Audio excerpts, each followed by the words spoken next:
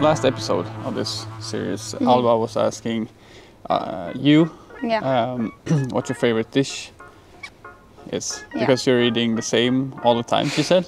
What does she mean by that? She's just trying to make me look bad. Oh, really? Because I love pancakes, and I eat pancakes all the time. Swedish pancakes or?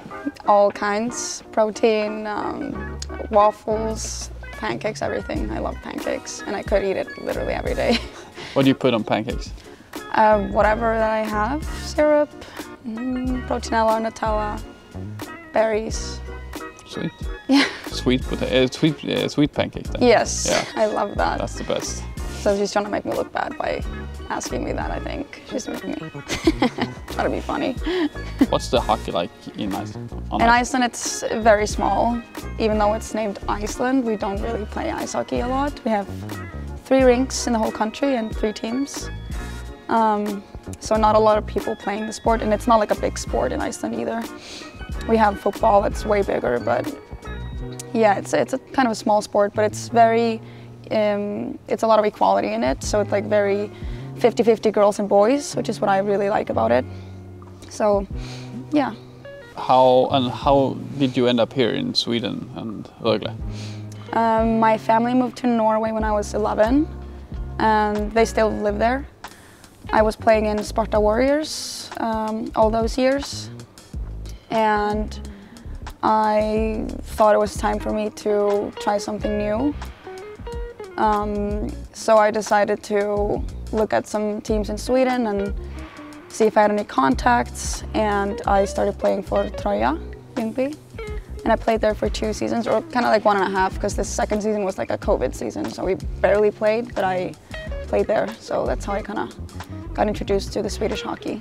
And you went back to Iceland, and then you moved back here again? Yeah, then I moved. The COVID thing was really hard for me, because I was registered in Sweden, but after the COVID season, I didn't have like a place to stay in Sweden or anything, so I was going to go home to Norway, but they wouldn't allow me since I wasn't registered there.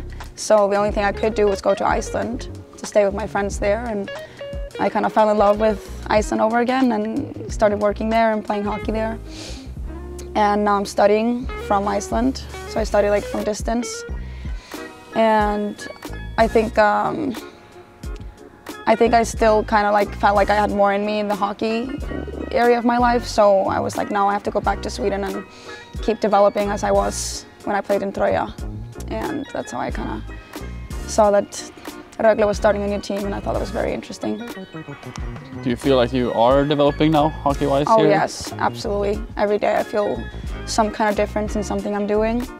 Even if it's like shots or speed or just in the gym, I feel like I'm in a very, very good place right now here in Rögle.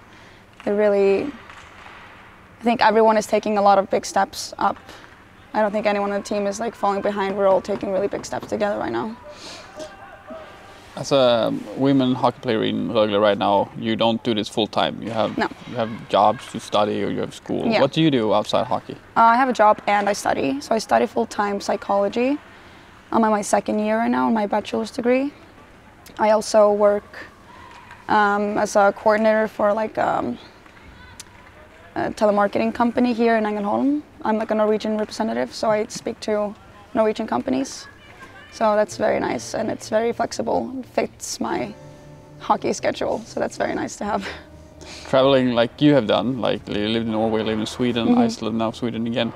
It feels like you know every language in the like the Scandinavia, Nordic. Yeah, now I speak Swedish, Norwegian, and Icelandic now, and it's very cool. I think I'm very lucky to be able to learn Norwegian, so it made it easier for me to learn Swedish.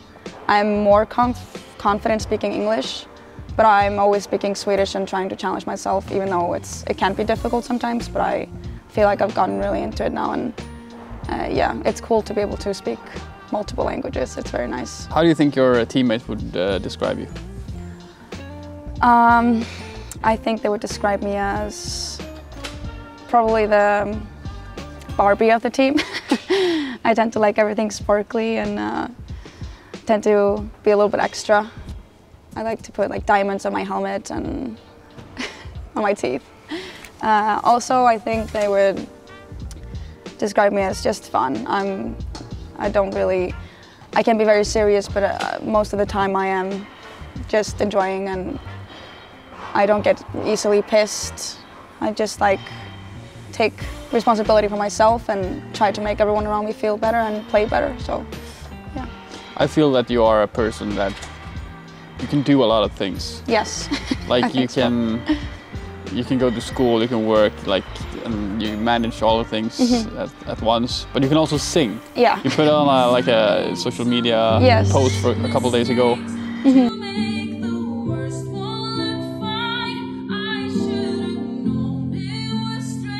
Where did you learn that? My mom, I think. She used to, when she brushed my teeth as a baby, she used to make me do all those vocal exercises, and I thought that was like a normal thing to just do.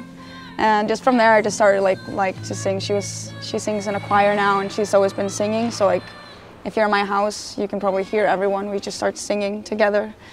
Also, we have a family of musicians and from jazz players and producers. So a lot of music in my family. What's the best song right now in the world? Wow, in the world. I think it is Somebody to Love by Queen. Oldie, but goldie. Yeah. Yes, I love Queen. And Elton John, they're like my go-tos. Oh, nice. In this interview series, you pass along a question to the next one. Yes. Who's that and what's the question? I'm picking Michaela, and I'm gonna ask her what her game day routine looks like. She's very routine, very organized. She tends to be angry at me for not being organized enough. So I wanna know what her game day routine is, what it looks like. Perfect, thank you.